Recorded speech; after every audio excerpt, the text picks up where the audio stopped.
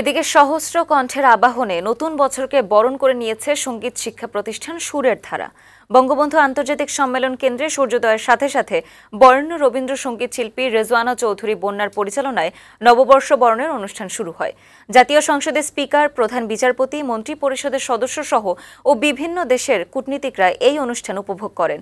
মাহবুদ আজমির প্রতিবেদন।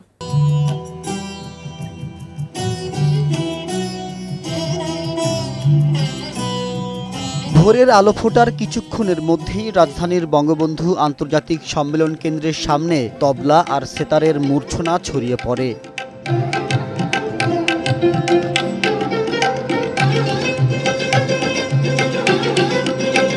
সঙ্গীত শিক্ষা প্রতিষ্ঠান সুরের ধারার অধ্যক্ষ বরেণ্য রবীন্দ্রসঙ্গীত শিল্পী রেজওয়ানা চৌধুরী বন্যার পরিচালনায় সহস্র কণ্ঠে স্বাগত জানানো হয় বাংলা নতুন বছর 1431-কে।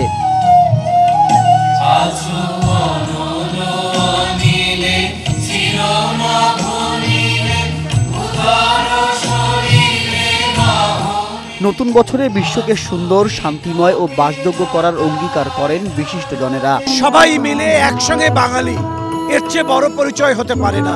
আমি মনে করি হিন্দু, মুসলমান, বৌদ্ধ, খ্রিস্টান এই সবাই মিলে একসূত্রে বাঙালি হয়ে ওঠাটা এইসব সাংস্কৃতিক চর্চা বর্ষবরণের মধ্য দিয়ে হয়।